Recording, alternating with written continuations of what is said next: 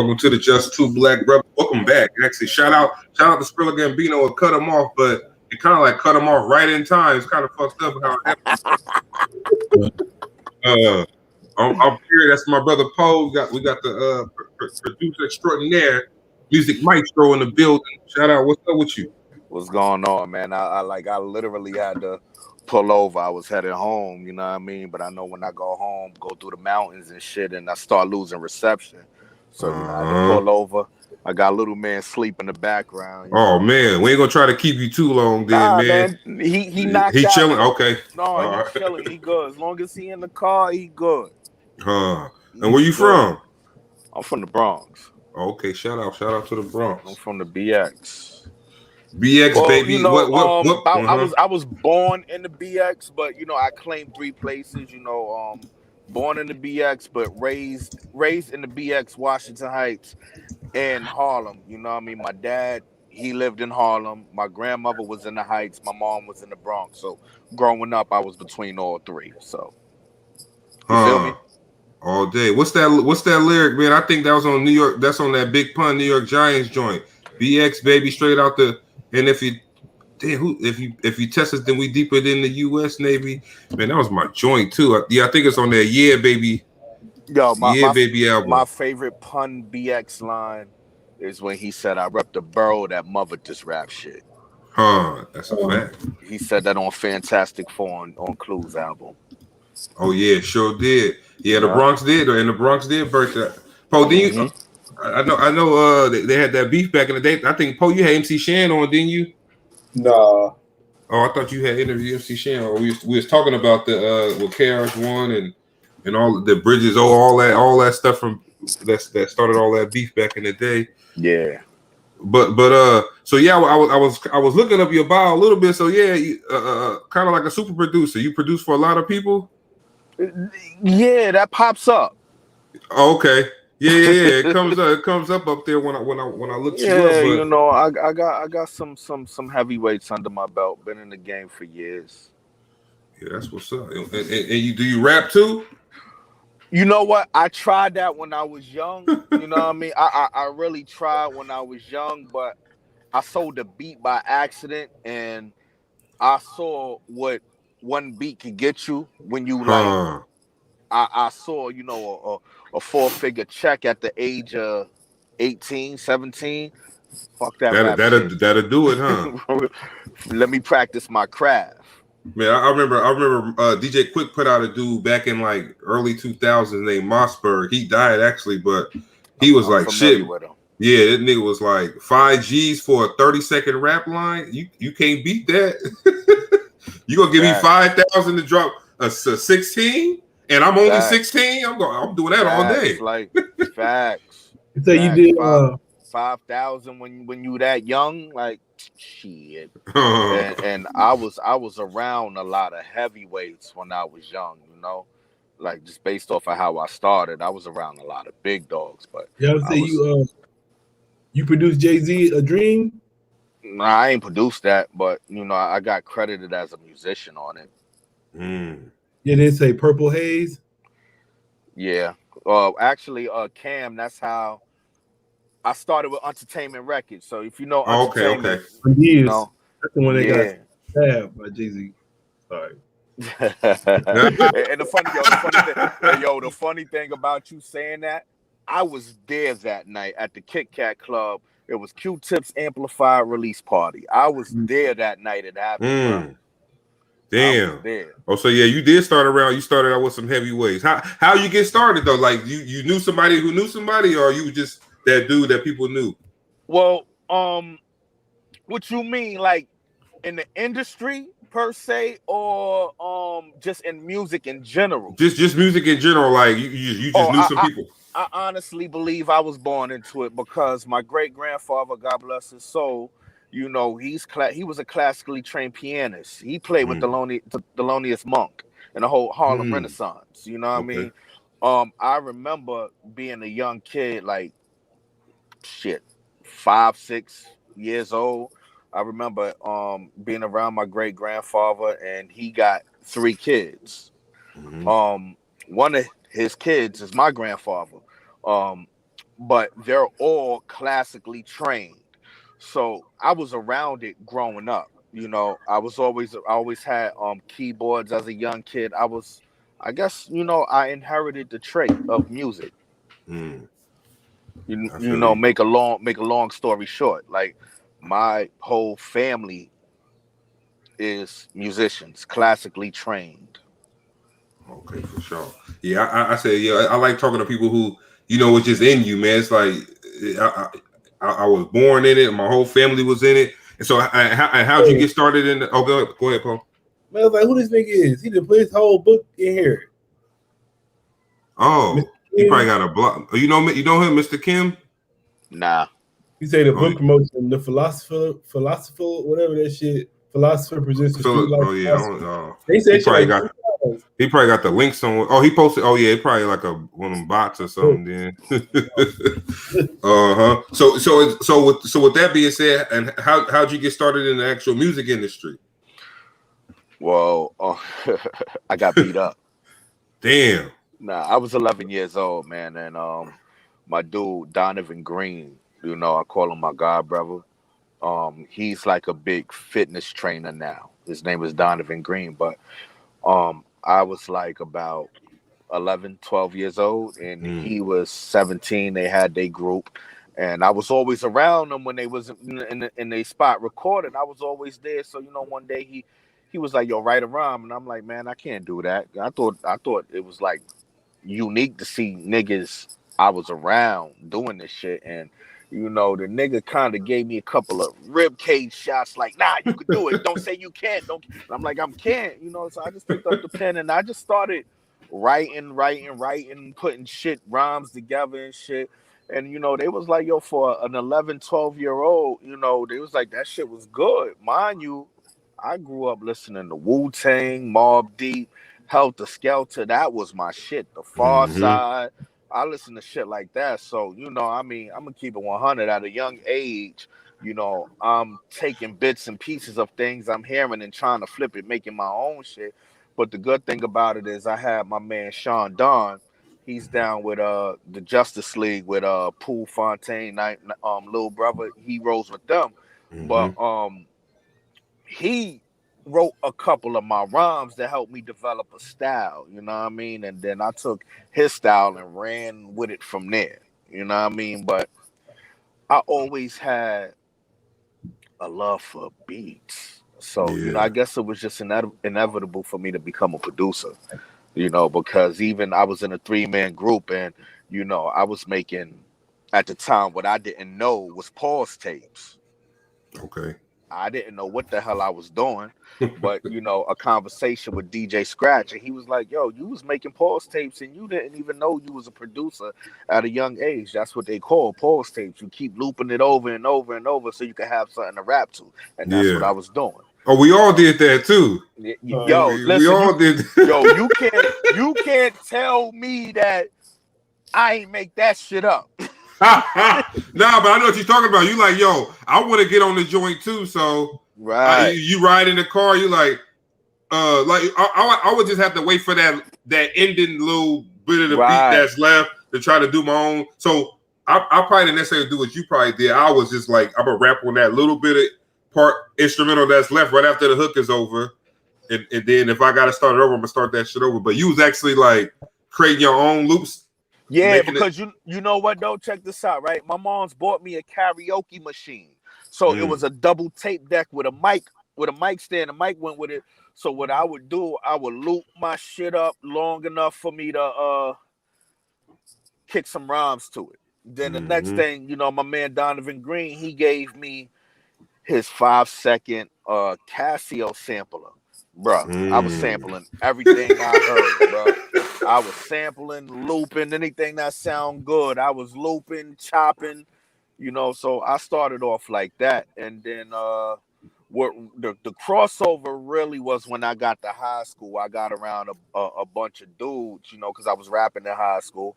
And there was some dudes that a camp that I fell in line with, and these niggas was like intern. They was on the street team for Rockefeller, Entertainment, Loud, like niggas was everywhere. So one day I tagged along with them, and they took me to Entertainment, and the rest is history. The rest was history. Yeah, that's dope. Yeah, we were just talking about this, man. You know, with the game right now kind of got saturated because dudes don't understand, man. You don't gotta be a rapper. You could be the producer. You could be a ghostwriter. You could be an A&R. They want to be a rapper because they think that's where it's at. But like you said, the producer checks is crazy. That is true, but you know what, man? I feel like the producers get the shit in the stick now. Because I'm gonna ask you about that. We the first line of defense, and niggas treat us like shit. We don't get nothing. Without us, you ain't got no fucking music. Right. That's like, what I was gonna ask you too. It start with the creation of the music. Like, but these niggas want to go and pay DJs. They want to go pay bloggers. They want to pay publicists. They want to pay everybody but the producer, right? And then there's other producers that like they just fiending to get on so bad that they don't know their self-worth and they sell themselves short. Like they sell them just for like $25. Yo, you got niggas fucking putting out fucking free beat tapes, 20 beats for fucking $10. Like, come on, my nigga. You fucking up the game for niggas like me that do this shit. Facts. So the nigga gonna go buy them. He gonna definitely go with the 20 for $10.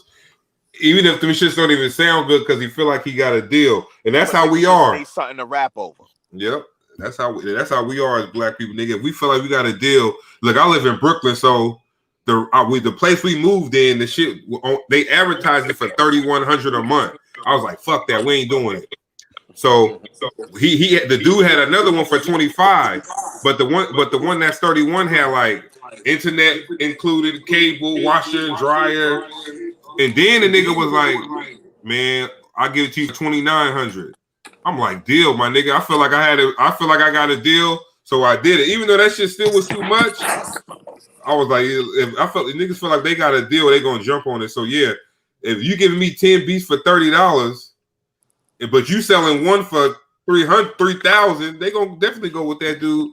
But they selling themselves short. But yeah, they sell themselves short because they don't understand why they going for that $20 deal for them 50 beats. That shit ain't exclusive, nigga, because you got that same deal that you got from that producer. That producer then gave that same deal to 1,000 other niggas. Nigga be like, just give me credit on the song, huh? It ain't nothing exclusive about that shit. No, yeah, that's a fact.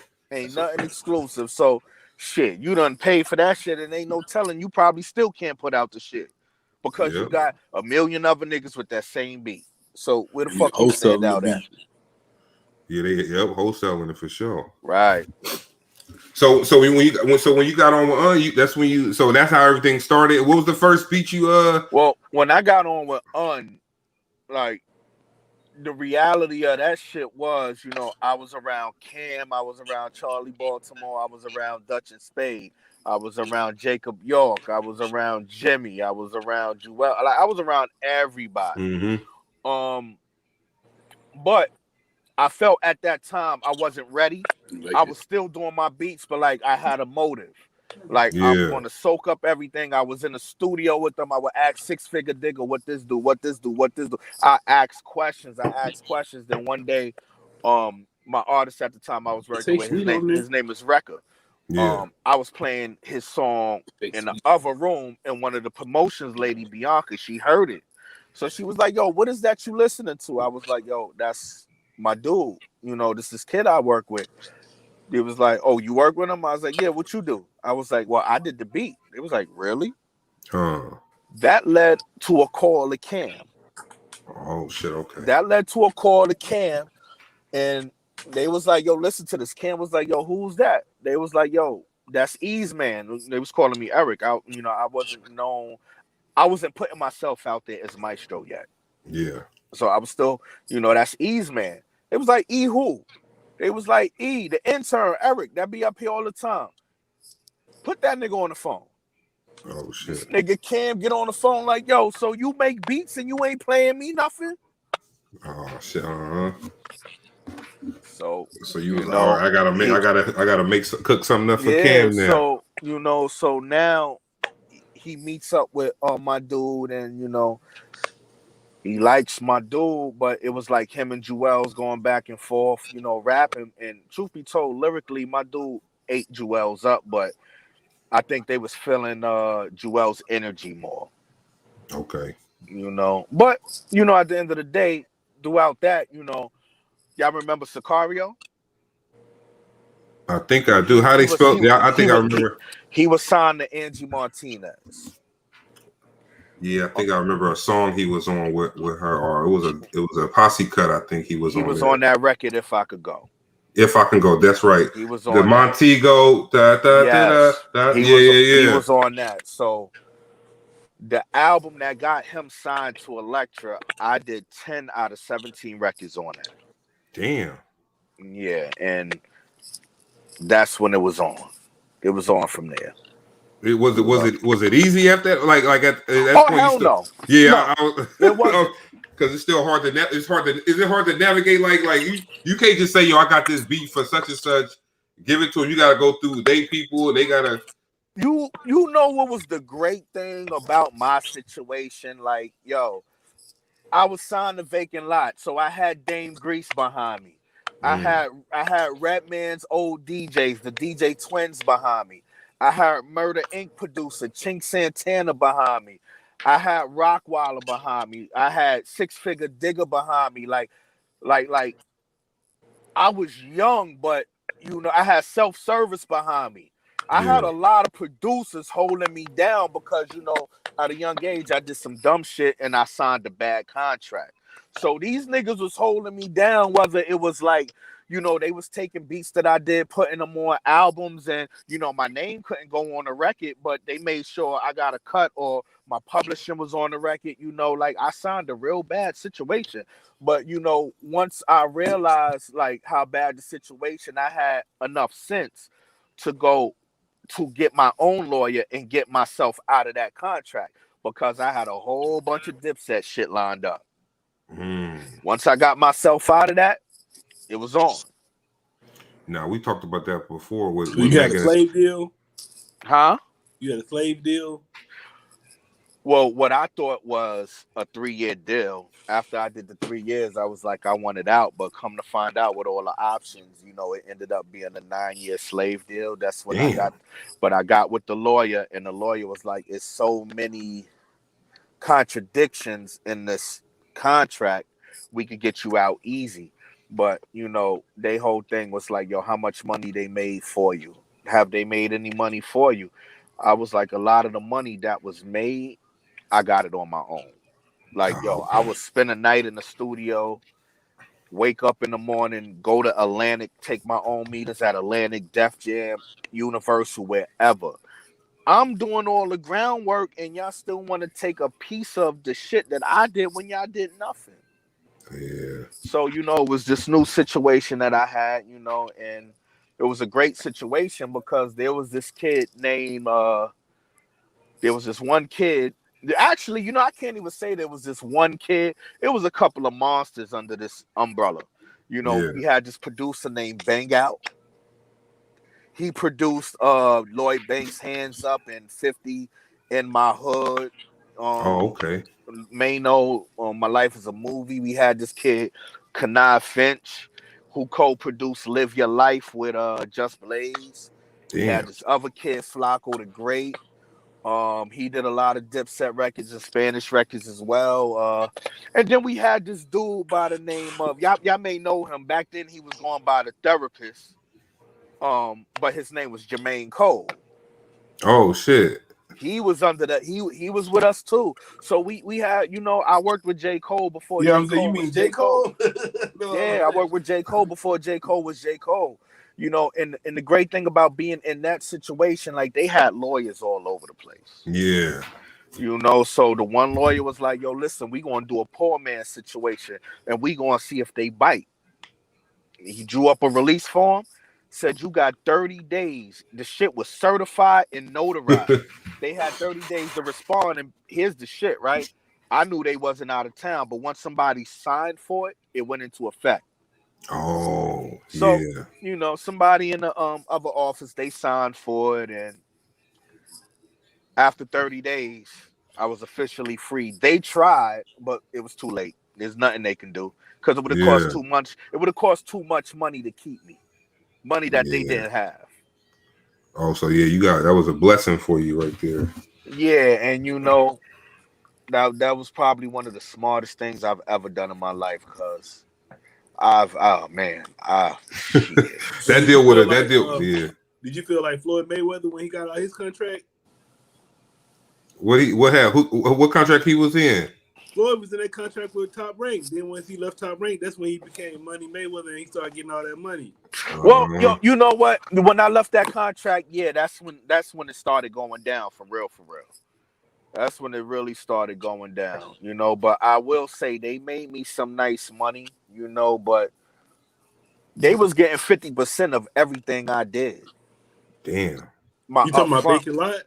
No. Vacant Lot was a saving grace. Oh. Listen, Grease can ask me for anything, and I'm there for Grease. Mm-hmm. Grease can ask me for anything. Yo, I need some beats for this X project. I need something for this. What you got? Grease can ask me for anything. Self can ask me for anything. DJ Twins can ask me for anything. You know, these are people that looked out for me when I was in a fucked up situation. Mm-hmm. And they didn't have to. But you was young at the time too, though, right? Oh, yeah, I was young. Yeah, I was about 21, 22, 20. I was young. And I bet that shit probably blinding too in a way, because you like, I know, and so you can understand how some of these rappers get caught up.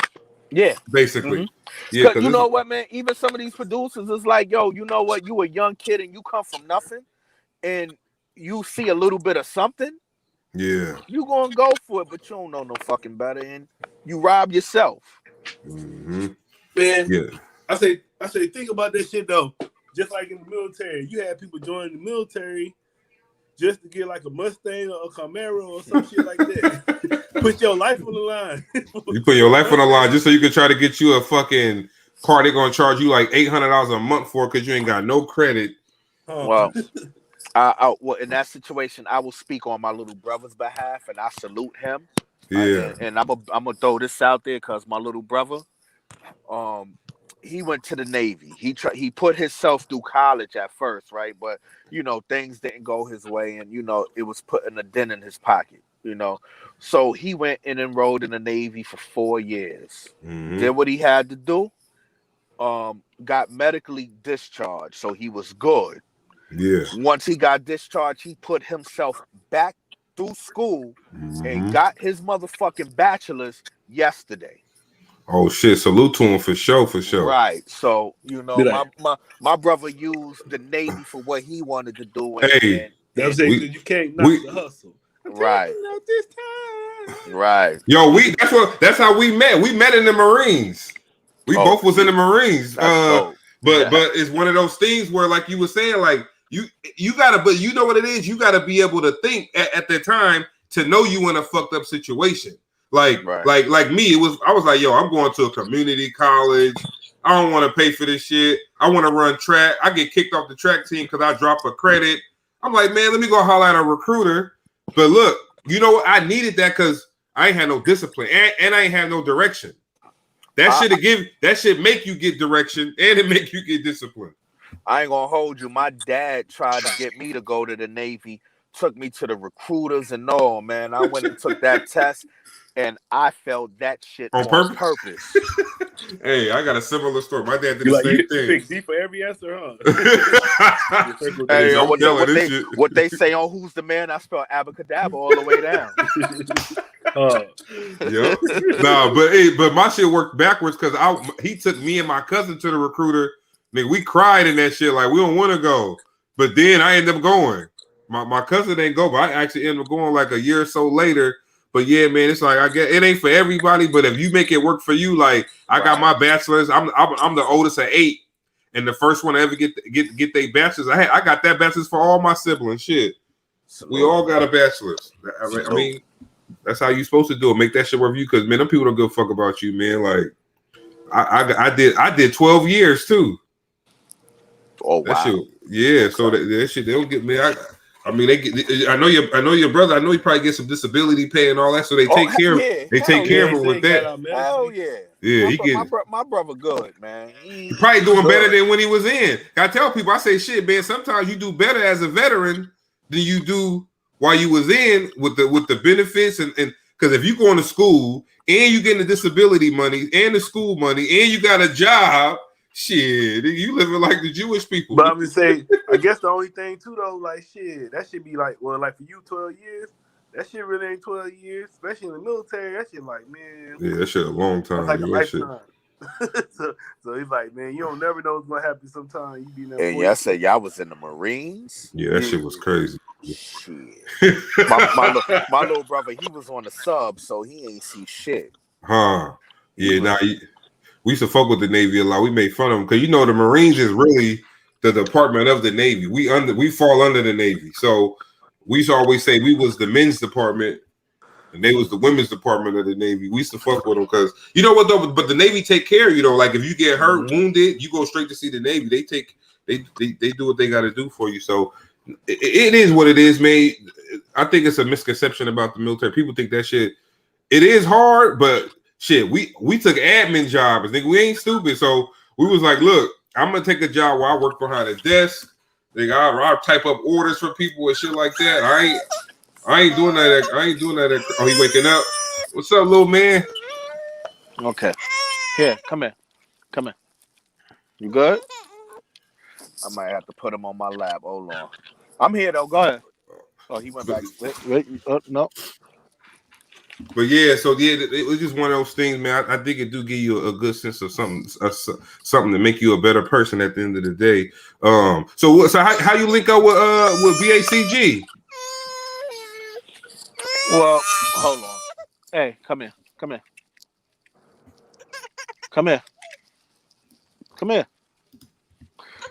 Well, how I linked up with them, me and Chuck Platinum go back 15 years. You know, well, pretty much the main correlation, the main link with, come here, boy. Come on. You gonna sit up here while I do this? Come on, calm down. You good? All right, now chill out. Say what's up. What's up? All right.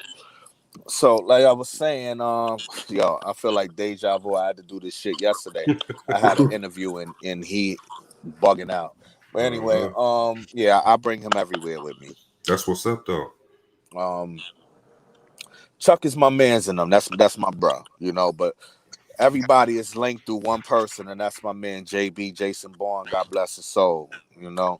So, pretty much like I was one of the last to be added to the group. You know, I met the brothers and I saw what they was doing. I heard what they was doing, and I was like, okay. And you know, I was voted in. Because you know I had a close relationship with JB too, and you know JB would call me. You know, he would line me up like to work with some of the artists, and I believe he was getting ready to ask me to work with Skrilla, but you know his untimely death, that didn't happen. But you know, through his death, it still happened. You know what I mean? So yeah, me and Skrilla got a couple of monsters. I watched his interview. That's my bro right there. Yo, that damn track I played, me and Post talking about that shit after we got off. That Nike Tech, man, I say, yo. But you know what it is? When you hear dudes like that, it's just like, you hate the game in a way. Because you like, niggas like that should be already up here at the top. And to be honest, shit, everybody we didn't interview from BAC so far, they got fired. So it's like, the game is just fucked up in that aspect. Yeah. Yeah, the game sucks, but hey, you know what it is, man. I feel like it's not an art no more. It's not art no more. Niggas just is a look now. Niggas want to get on. Niggas want to get on for bitches and money. Like niggas don't give a fuck about it being an art no more. Nope, you right, and that's why we come in. Shit, we like, no, this is art, nigga. You gotta respect your ancestors in this shit. Yeah. Like, you gotta respect the OGs in this game, man, because that's the only way we gonna be able to. Like, we got the biggest culture in it, but the other cultures, they fans ride with them for their whole life. Shit, niggas don't put no age on their artists in the other genres at all. Like they don't call Aerosmith and Kiss and them. They don't call them niggas old and washed up. Hell no. Wash, nah. You only deal with that in hip hop. They ain't let Willie Nelson still do shows. I didn't even know Willie Nelson was still alive. Yep. They gonna ride for him. And you know what? Those parents push that shit down to the kids too. Nigga, ain't no black parents ain't making their kid listen to no Big Daddy Kane. Hey, nigga, turn that little baby off for a minute and throw this Kane on or throw this Coogee rap on. Hey, they not doing that. Yo, yes, we are. For what the hell you mean? I'm seeing some people who don't. I got a video on my Facebook when he wasn't even a year yet, and I'm rapping Mobb Deep eye for eye to him, Nas verse. I just be rapping to him. I rap to him. We got to do that. I feel like we have to. Man, I rap to him all the time, or he sits on my lap while I'm making beats. Even like I put his name. I'm setting him up just in case he get the music buzz. King Kai is in the credits of a lot of produced by Music Mystro records. His name is even if I'm setting him up. Facts. I'm setting him up. His name is on a couple of songs that I produce. And just in case, he wants to go and do some music when he gets older, his name is already in the pipeline. He's good. All day. I think we got to do that. I was just listening to a track. My guy said, I'm trying to give my kids what I never had. And I ain't even talking money, just a better dad. Shit, nigga, ain't all about the money sometimes. Just being as a better father, man. Like, And it's tough because we got that stigma, but like they said, that stigma is a myth anyway. They say shit. It's more black fathers in their kids' lives than in all time. Because they still try to throw that stigma and push and preach that, but it's a lot of that's not true no more. Well, I tell you this: every nigga in BH that got kids, they good fucking fathers. All my BACG brothers, good fucking fathers. Shout out, salute. Good fucking fathers. And a lot of us, like men, we go through bullshit, but we good fucking fathers. That's a fact. And it's never, and like I went through that. I went through that because I was divorced before, and it was like, nigga, if I gotta if it was just between me and my kids, then I'm gonna see y'all, I'm gonna do whatever I gotta do. But now I gotta go through a mediator with your mama and shit who just want to do some dumb shit. So now she making it seem like, oh, he don't ever see his kids. Nigga, it's not that. It's your ass. Shit. You the reason. Bruh, I went through that shit today. I had to go. You know what? Let me just shut the fuck up. We got a few comments, man. William Wooten, he said, Mystro. No, he on here. That's my brother, Born P. Shout out. Corey, what's that? Shakar Kane? Kane, he BACG. Y'all probably be getting him in a couple of weeks. He's a part of the group. I think we getting him on the last. I think next week we got a earn and choice, and we're gonna try to squeeze him in there. I talked to Chuck earlier. I gotta tell Paul about it, but we're gonna try to squeeze him in. We're gonna probably, we're gonna make the 2 hours, 3 interviews in the 2 hours to the 2. Soultronic said, "What's good, Poke?" Another mean producer right there. Shouts to Soultronic. And Chuck in the building. We got Kimmy Coop in the building. She said, "Shout out to all the fathers." Yep. Good looking. Yeah. Then the homie Kesey. What up, Kesey? What up? I seen you talking. He was talking about Haiti earlier. Yeah, they going through some shit right now in Haiti. They assassinated the president. Yeah, I heard about that. And they trying to say it was Haitian Americans, allegedly. Yeah, but they said Haitians still paying for trying to fight for their freedom years ago. Like all of this shit is because y'all because they said that, they're the first set of people to actually fight and gain their independence as black folk, and they said they still paying for it with being one of the poorest nations in the Americas. So it's crazy, man. But yeah, so so right now you gonna be the producer for the BACG project, or is other producers involved? Well, me and Chuck are the main producers. Okay. We're the main producers. I keep it a buck with you. Chuck probably produced majority of the album. Okay. You know, well, it's balanced. I got enough for Chuck. Chuck been on his Grizzly though. Yeah. You know, but I got a lot of joints on there too. So it's mainly me and Chuck. Then this kid West did Bruh. I'm searching for some more producers. Like I got a couple of big names that I want to bring on the project just for the look.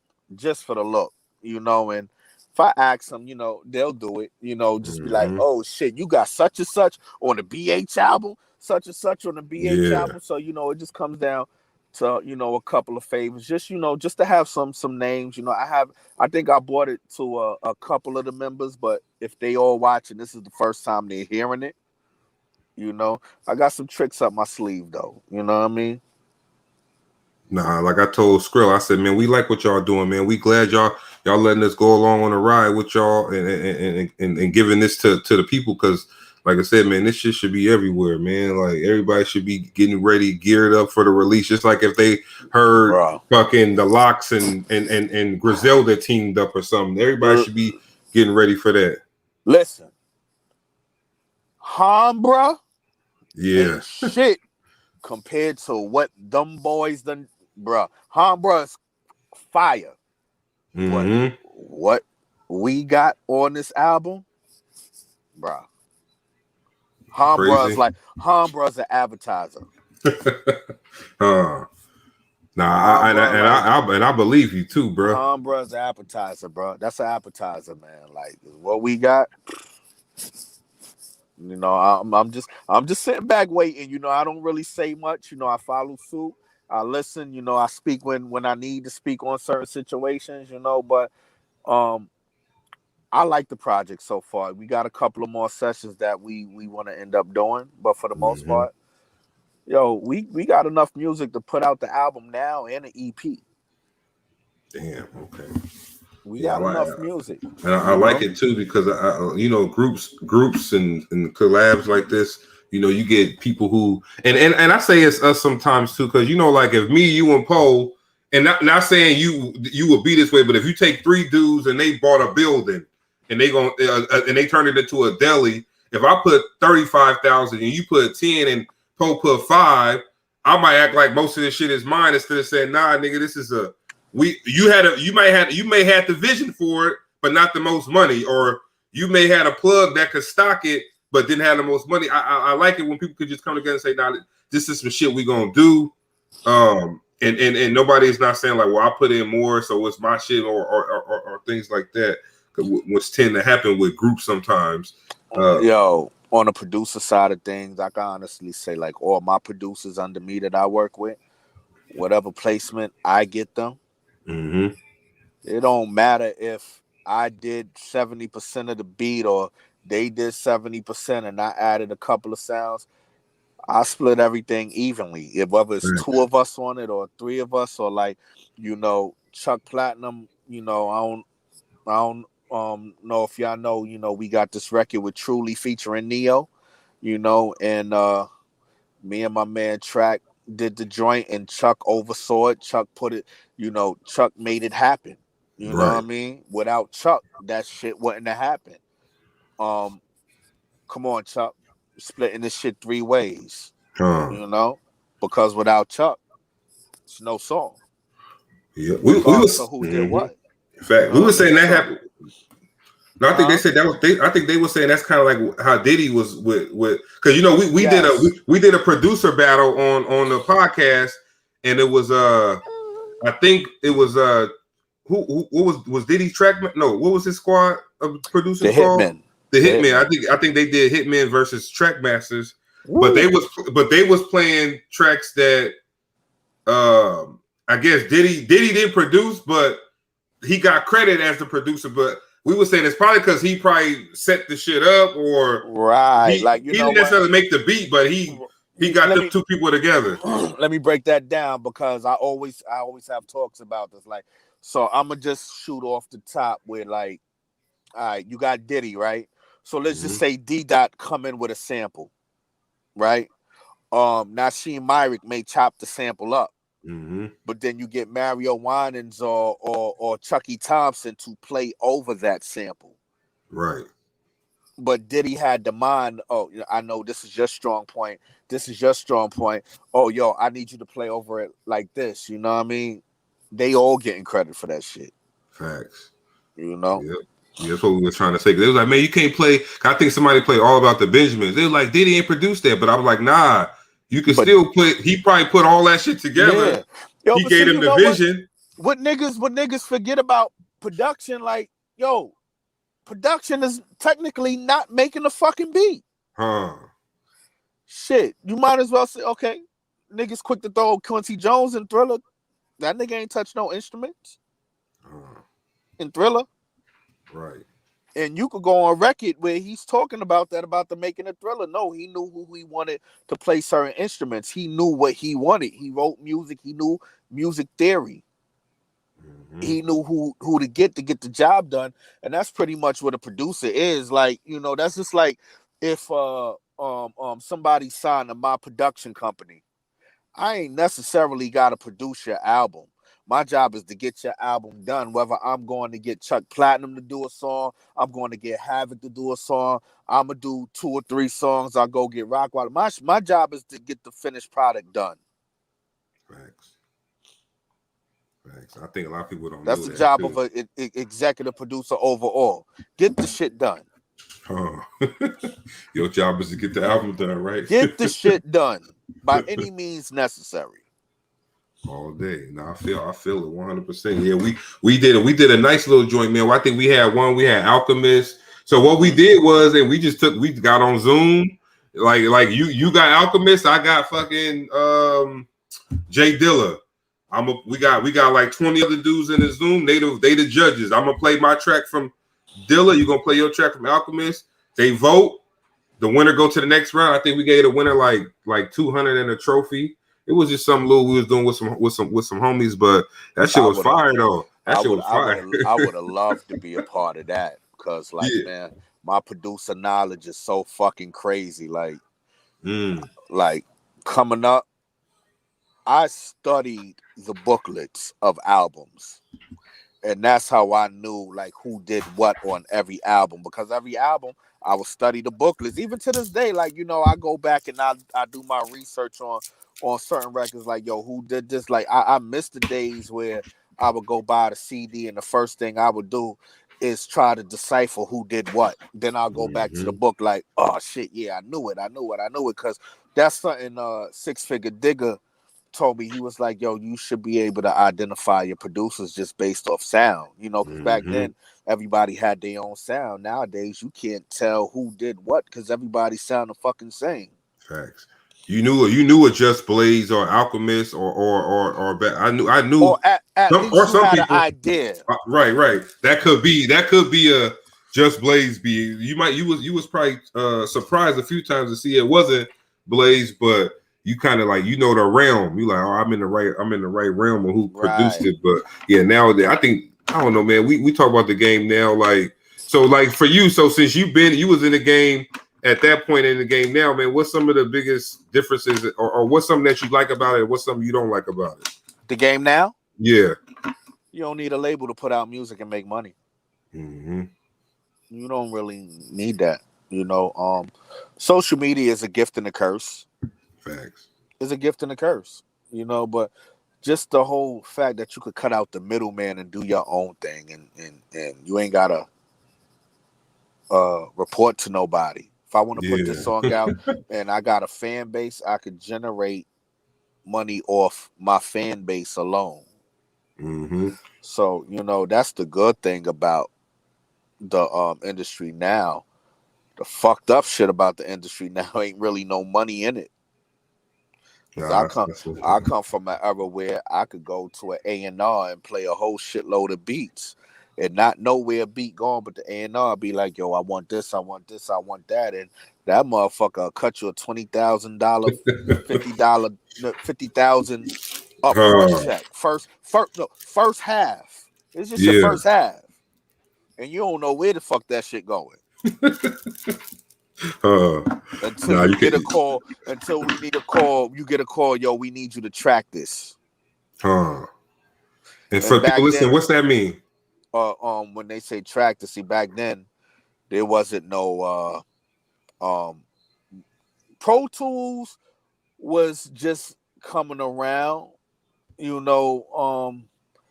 Yeah, there was I used Pro Tools sessions and I used Reel to Reel.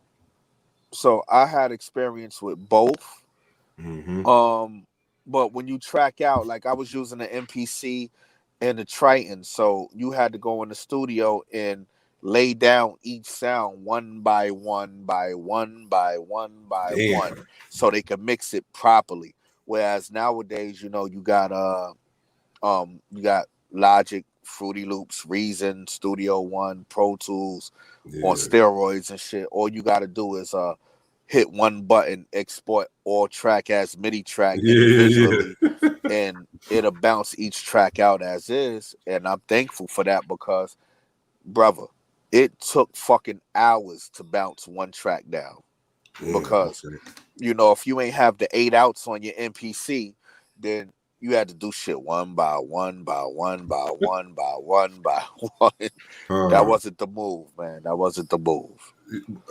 Poe talked about this with a DJ, an old school DJ. But do you feel like producers now should know how to do it that old school way if they want to call themselves a true producer? Should you be able to know, like what if the computer break down, and could you go grab that MPC and do it one by one? Should they have to know that, or so advanced that they wouldn't probably never have to have that situation pop up on them? I would say shit is so advanced that situation probably won't even pop up on them. But it's good to know. It's good. Yeah. It's definitely good to know it. You know, I've been in situations like I've been in Miami with no equipment at all and got called for a session. Yo, give me this, give me that, give me that, give me that. Just have this set up, and I did everything from scratch, you know. Okay, for sure. Yeah, I kind of feel how you feel with it, because when Poe was talking to the DJ, it was like, and I felt what he was saying, because if you want to say you're a DJ, you should know the history of what a DJ is. Not necessarily know exactly how to scratch or do that, but you should know the background or the history of what it is to be a DJ. Well, you could talk to me about that too, because I've been DJing for years as well. So how you feel the same way? You should know how to do all of that, or it's so advanced that you never have to worry about scratching the album, or because I mean, you do some artists that do say, "Yo, I want some cuts on my joint." But if you just want to be a DJ where you doing mixtapes for niggas, or like you just playing music, you got an online radio station. Do you feel those people are DJs? I DJ'd for Nori. I DJ'd for Mr. Cheeks. I've DJ'd for Fredro Starr. I've DJ'd for Freeway. And each set called for something different.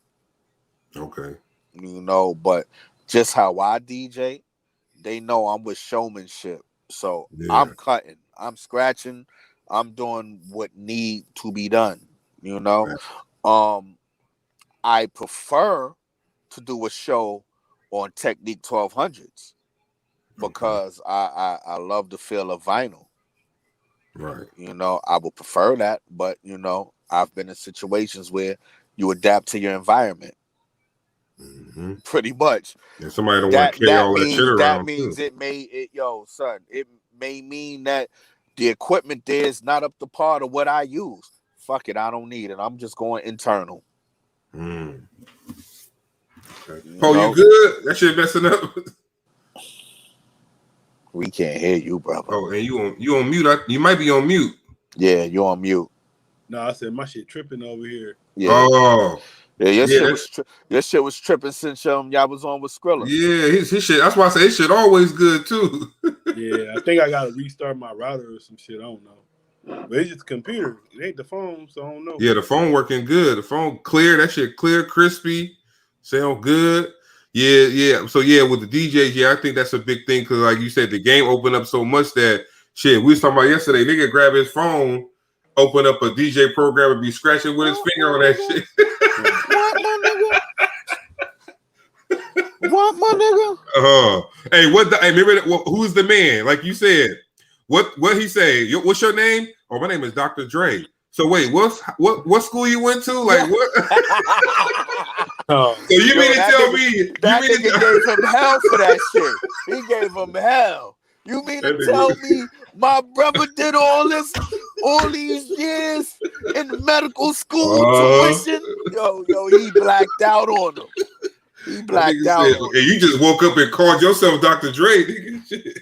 Wow. That's how it be. That's how it be though, right? That's how it is with these rappers. Niggas waking up like, I don't fuck the work that the real niggas put in to rap. I'm a rapper, and they trying to do records that don't fit them. They want to be trap record. They want a trap record because the trap record is what's hitting. It's just crazy. It's crazy right now, man. And that's what I say. Like it's for the look, man. It's for the look. Niggas want to appeal to the young ones. Like, yo, listen. I tell niggas, yo, you want to work with me? Do your history on what I do and study my sound. And if it matches and you still want to move forward, then we could work. But don't come to me asking me for no drill shit or nothing. Like nothing against drill, right? But that's not what I do. That's how. Yeah, facts. But I think with a producer, man, wouldn't it be harder to try to emulate someone? Because with a rapper, it's probably easier to emulate someone else than it is with a producer, though. Shit, there's mad producers that sound like other producers. Yeah. Look at these fucking trap beats. They all sound the same. Niggas be like, hey, they write what? Lil Baby type beat on that shit? You be like, all them shit sound the same. And it don't be a Lil Baby type beat though when I hear it either. Swiss Beats type beat, Timberland type beat, Neptune type beat. Nigga, why do you want to pigeonhole yourself? But at the same time, I don't want to come off as the grumpy old nigga.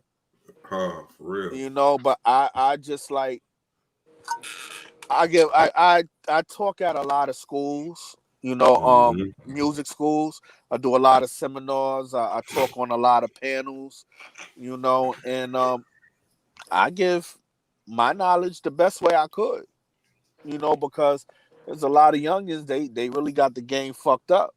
Yeah. I agree. Shit, I definitely agree with that. I think they say history repeat itself. So maybe the game is going to change again. We'll see. Because I was saying we talked about this for the last couple of weeks. Like who making music now that you say people gonna be listening to it 20 years from now. So it's kind of like two parts to it because then again these little kids that's 20 now listening to whatever they listen to when they 40, they probably still gonna be listening to this shit. So yeah. So it's kind of like gonna be timeless music for them. Cause bro, the shit that's in like I listen to everything, but I listen to a lot of R&B. I listen to a lot of classic R&B. Like you never go wrong with Michael Jackson, Prince, Atlantic Starr, all that shit, Loose Ends, and then on the hip hop. The typical Mobb Deep, Nas, Boot Camp, Wu-Tang. But I like a lot of today R&B shit. I like a lot of the new R&B. Like, the new hip hop. Like I said, once again, I don't want to be that old nigga, but I don't really care for it. Yeah. That shit be dark. Some of it be too dark for me, man. Like I'm 41 now, so like I don't want to hear about how you trying to pop a pill and jump off the bridge and they be doing that over some dumb shit. You mad at a girl who you caught texting another nigga? Like that's not nothing to jump off the. It's like the substance is crazy. It's crazy. Niggas be telling on themselves and dry snitching and. They just had a dude. He killed some famous TikTok dude. He got on Instagram Live and was like, I had to kill him because what happened was we supposed to meet up. And when we met up, they tried to jump me. So I just dumped on him. I'm like, damn, nigga, you must. Well, you know, me, I'm appalled. I'm like, yo, what made you do some shit like that? Like, you doing that for some views before you get locked up? You want a little bit of clout before they throw your ass in jail? I don't know. Because that's exactly where you going. That the Instagram live you was on was in your real name. Yo, that's crazy, bro. And you finna go to your mama house and they're gonna just be in the parking lot in the driveway waiting for you when you pull up at your mama house. So real quick, right? I'm looking at the time and I don't want to get cut off like Skrilla did. Yeah. Yo, any last minute shout outs? Anything you want to say to the viewers? And let everybody know how they can find you on social media. Just follow me on Music Mystro on everything. Music Mystro, MUSICMYSTRO. I want to give out the BH social media, but I hope I don't butcher it. But I believe it's BH_Cancun_. I think. I'm not sure. Don't kill me. I know they looking at me like, oh, this nigga Mystro fucking. They probably gonna post it. I think that's it. BH_Cancun_. Yeah, I'm looking at it now. No, you're right. I'm looking at it now. Right. Okay, good. I'm good. Yo, shout out to my whole BH brothers, man. Chuck Platinum, Skrilla, Prof, Party, RGA. This two niggas. Y'all got a whole squad. Kane, Waves. I hope I ain't forget nobody. I know I didn't. I said RGA because that's the group, but that's Mac and Choice. So yeah, right there. I think I said everybody. Yeah. We gonna wrap it up with Earn and Choice and I think Chakar. Next week we're gonna wrap it that's up. Kane Green. Yep. Okay. Yeah. So man, look. Thanks again, bro, for coming through. No doubt. Nice talking to you, fam. All right. We'll stay tapped in with y'all. Most definitely, man. And they gotta have us on here again when the album drops. Oh yeah, that's a done deal already. We already said that. That's a done deal. All right, yo, be easy. Take care. Be safe out there, man. All right, man. All right, one. Salute. All right, go. Yo, what was happening? Oh, one more thing. Oh yeah. I'll give one more shout out.